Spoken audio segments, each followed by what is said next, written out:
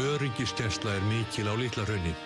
Hér eru fangar 77 talsins en fangaverðirnir 56 og Margrét vill fjölga starfsmönnum við fangelsið.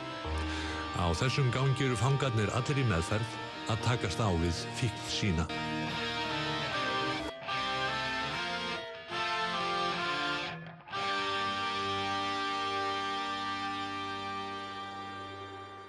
Það verður stundum svolítið svona andlega eyðimörk stundum hérna. Menn þurfa að hópa sig saman í kringum eitthvað uppbyggilegt sko. Það var svona 11 manna göngum í svona þröngu sambýli ef það eru 2-3 sem að gera eitthvað sem ekki í takt sko og þá smítar það út af sér eins og sko. Þannig að það rosalega mikið atriði að menn tali saman og séu svona samstíga í því að gera eitthvað jákvætt. Já, erfiðast. En hvað erfiðast við að vera fangi? Það náttúrulega bara maður hefur ekki valkostina náttúrulega, bara frelsissviptingin. Margir halda að því að það kannski einhverja PlayStation tölvur og það er á sjónvarpsrásir að þá sé þetta ekkert mál. Það er alltaf vandamál að vont að vera ekki með fjölskyldunni sinni og hafa ekki þessa valkost sem aðrir hafa. Það er náttúrulega... Klefarnir eru ef til vill ekki stórir, en þeir sem við skoðum eru vistlegir, heimilislegir. Góður. Þetta er klefinn. Nei, hérna Sturtu og Karina. Það er látið með okkur hérna. Maður getur lokað að sér, það er nú ekki að heilsa í fangelsum víðsvegar heiminn. Þannig að það er voðalega mikið atriði að geta lokað að sér og að sé smá hún kyrrð. Það er voða að hafa privacy er stórlega mikið atriði.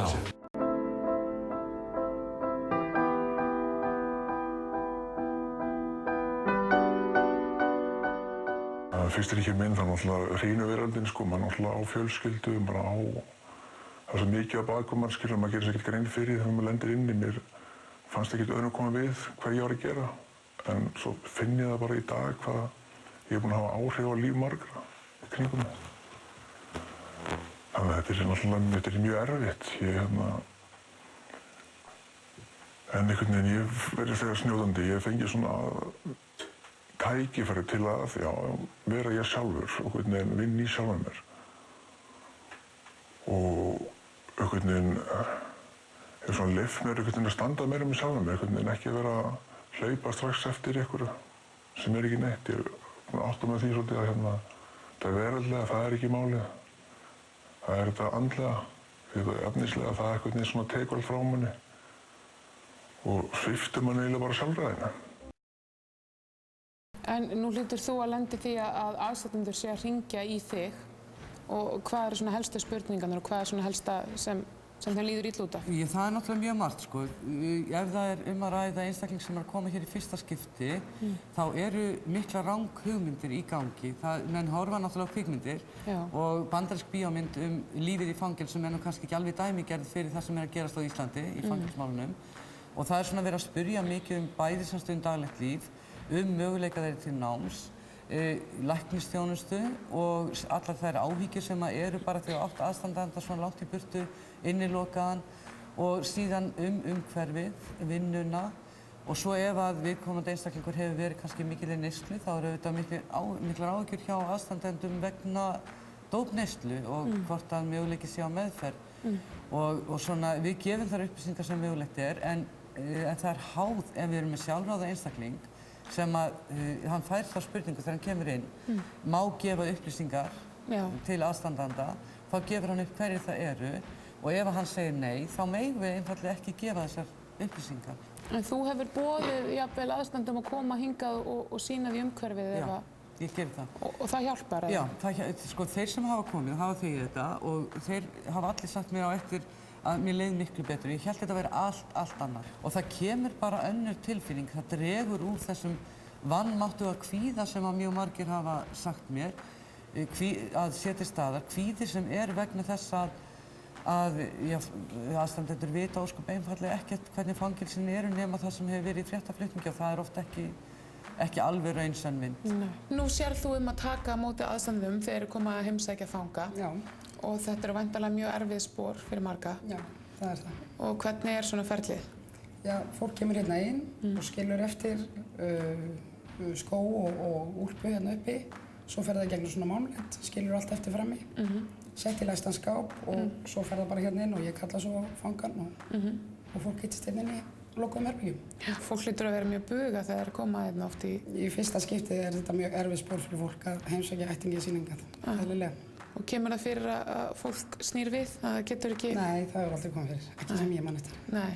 Eru margir sem bara gefast upp á að eiga maka hérna inni, hætta að koma og bara flosnar upp úr jafnvel hjónabandi? Sko vafalaust það þannig að hjá einhverju flosnar upp, en það ótrúlegt samt hvað mörg sambönd halda og eru bara góð í gegnum vistina, en það þarf sterka aðila til, það þarf mjög sterka. Því það þarf líka mjög sterkan einstakling sem á aðstandanda í fangelsi til að geta sagt það við samfélagið að maðurinn minn eða hérna pabbi minn eða kærastinn í fangelsi. Og þannig að það þarf töluvert sterk beinhelti til þess að þola að minnsta kosti langa fangelsist. Herri, ég sána þessi herbergi þarna uppi og ímynda sér kannski 2, 3, 4 ára gamalt barn í þessu herbergi 3 klukkutíma. Er ekki verið að skoða það að vera með einhvers konar útisvæði eða eitthvað til að fara með börn út? Jú, sko við höfum lagað reyndar mikið það svokallað fjölskylduherbergi sem stærsta herbergið. Já. En það gerðum við vegna þess að Sumargjöf, sem svona barnavinafélag, sem hefur verið að styrkja ýmsa starfsemi í þágu barna, gaf okkur 1,5 milljón. Við hefum lagað herbergi hér á aðstöðunni og eins upp á Bitru og keypt tæki og gert ýmislegt til þess. En sko draumurinn sá að geta verið hér með útisvæði eins og á Bitru þar sem að feður geta farið út með barnið. Þó það væri ekki annað heldur en það að faðirinn geti pantað klukkutíma á útivistarsvæði, sparkabolta eða eitthvað slíkt með barninu. Ég held að skipti mjög miklu máli. Þegar aðstandendur að koma hérna jafnvel í fyrsta sinn og svona, upplifir skömm hjá viðkomandi að koma hingað? Þetta er meira sorg. Þetta er svona erfitt að fara inn á hliðið, ganga í gegnum þetta allt, fara í heimsóknina, lenda hugsanlega í leit við erum auðvitað með fíkniefnahund sem leitar að heimsóknum gestum, hugsanlega lenda í líkamsleit án snertingar. Þetta er ýmislegt sem fylgir því að eiga aðstandandi í fangelsi. Þeir aðstandendur fá ekki mikla hjálp og nánast engan en við sækja hana sjálfir, eitthvað utan að það ekki í kerfinu sem gerir ráð fyrir því, en heldur ekki aðstandendur fórnarlamba eða fórnarlambi sjálf. Við erum svolítið aftarlega á merinni með það að við tökum einstakling við tökum það bara úr umferð, dæmum hann, setjum hann í fangelsi, málið afgreitt. En menn hugsa ekki, sko, þessi einstaklingar koma aftur út í samfélagið, þeir eiga aðstandendur, þeir hugsanlega eru fórnarlömb í málinu, þeir eiga aðstandendur, þeir eiga þær og horfa á þetta sem eina heild sem við getum unnið úr saman.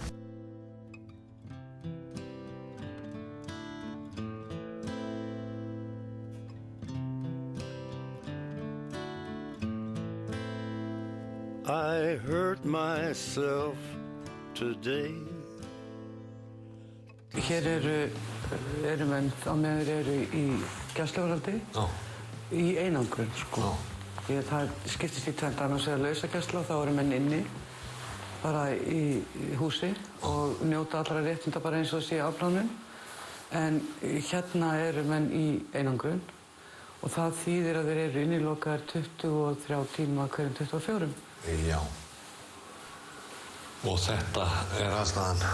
Þetta er aðstæðan og það fylgir ekki sjónvarp eða ef það er algjört bann þá er það fjölmiðlabann líka. En við erum með bókasafn og við erum með hljóðbækur og við erum með DVD-myndir. En þetta er svona, það segir sig sjálft að það reynir á mann sem er hérna lokaður inni lengi og við skilja kannski eftir sig svona einhver smá merki. Já, hvað er ég búinn að sitja inni lengi? Hérna og borðum sem við þurfum svo að hreinsa af og til. En það er auðvitað, þá erum við líka strókið við söguna, sko. Við þurfum að hreinsa þetta upp.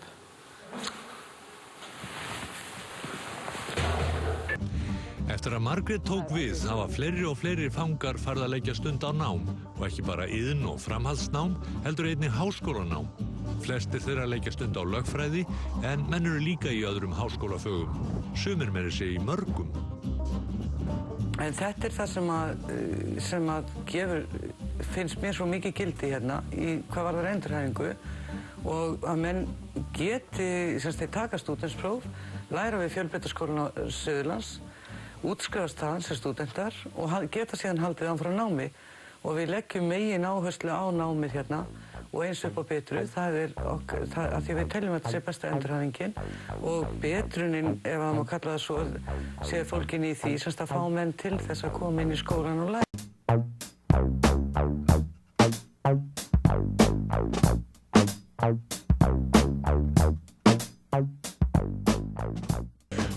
Fangavaktin og Georg vinur okkar eru líka með stór plön fyrir fangana.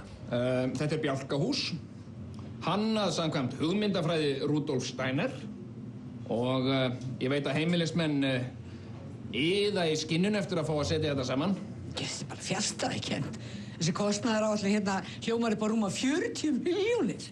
Sko, ef þú ætlar að fara í hart með þetta, þá skal ég láta þig vita það að Georg Bjarnfreðarsson er algjörlega tilbúinn í þann slag. Georg. Þetta er pólitísk árás á upplýsta umræðu. Georg, þú hótar mér ekki inn í ógnar til eins eða neins. Nei, ég er ekkert á því. En frá því ég kom hér hef ég verið beittur órétti og óréttlæti. Það er bara ekki rétt. Ekki síst vegna pólitískra skoðana minna. Heimilismenn hér þurfa fræðasetur strax. Hver mínúta sem fer til spillis veldur meiri skaða og meiri fáfræði. Kemur bara ekki til mála. Ég vil ekki heyra á þetta minnst aftur. Sko, ef þetta er afstaða þín, þá neyðurðu mig til þess að grípa til örþrifaráða. Örþrifaráða? Um hvað ertu að tala? Ég ætla að fara efna til hungurverkfalls. Og því mun ekki ljúka fyrir en fyrsta skóflustunga hefur verið tekin að Georg stofu.